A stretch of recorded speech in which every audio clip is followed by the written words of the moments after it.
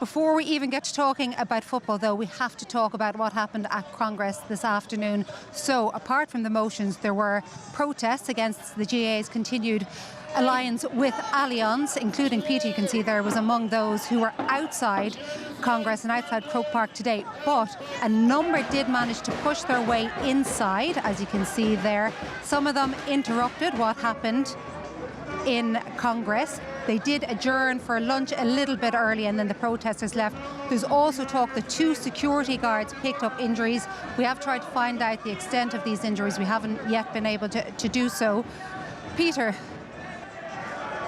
why don't you take us through why you were there, what happened and what you're hoping to achieve? Yeah, well, as a past player, I was more than happy to be there with a number of other Gaels, men and women throughout the country, Joanne, just to voice my disapproval and their disapproval for the continued sponsorship that they have for the National League. And there was a protest started from Gill's pub, and there was a large crowd, and we walked down to Croke Park to the steps of the Hogan stand, and there was a number of speakers spoke very well, spoke from the heart. A number of them past players as well, high profile players, men and women of integrity. And there was quite a lot of anger. There was quite a lot of support for the protest. And from then on, it was obvious that a group made their way inside and made their way up to Congress. Now, obviously, Jarlath Burns has already pointed out that they put a committee, an ethics and integrity committee in here. They came to the findings. They spent a long time coming to it, and that's why they came up with what they did on the 19th of December. It was quite extraordinary to hear some of the comments that the President, Jarlath Burns, made when they came back from lunch after it had been adjourned, when the protesters came inside. I'm just going to read a few of them. One of the things was he said he would urge people, presumably like yourself, Peter, who aligned with people who illegally occupied our building today, to examine their own consciences and to work out, are they doing the right thing? And the second thing that stands out was, I don't need any lectures on people shouting in my face about what it's like to go to bed at night, fearful that somebody would barge into your bedroom and riddle you with bullets, because that was my lived-in experience when I was young. You're a similar era to Jarlath. You grew up in a similar area of the country. What do you make of him making what seems like a comparison to what's happening in Gaza? Yeah, a strange comparison, but a lot of what he said, I would echo in that it does strike a chord. And you go back to when we were younger and to what we had to endure. And, you know, Jarlath spoke about what happened in Donnelly's bar. There was a lot of atrocities went on, and what kept us going was the GAA. We had something to do, something to be part of, and for a lot of us, it was the GAA that saved us. There's thousands of children aren't getting that opportunity.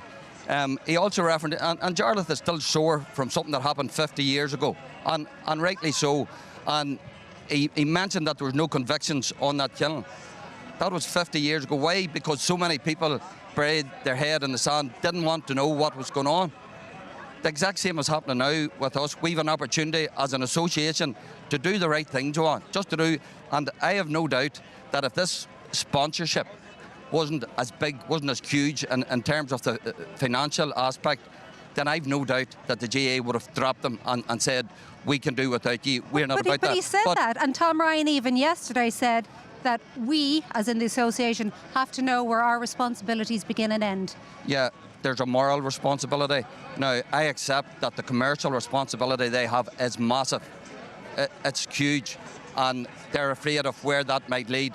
But I've no doubt that there are plenty of companies willing to step up to the mark if need be, if they were asked.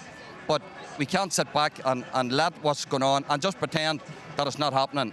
I don't think it's good enough. And a lot of other people don't think it's good enough. And Joanna, as for Congress today, there was very little really went on about it. The major issue, in my opinion, of Congress was today was a motion that wasn't discussed.